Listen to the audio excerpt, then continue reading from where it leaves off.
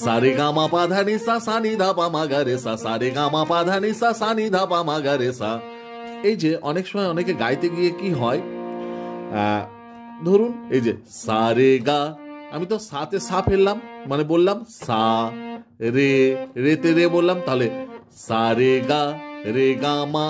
ঠিক আছে, প্রত্যেকটা নোটে নোটে সুর যাচ্ছে। অনেকের অনেক সময় কি হয়ে যায় যে ভাবলো বাহ সারে গামাটা তো খুব সুন্দর গাইলো, কিন্তু দেখা যাচ্ছে যে নোটে নোটে সুরগুলো কিন্তু বসছে না।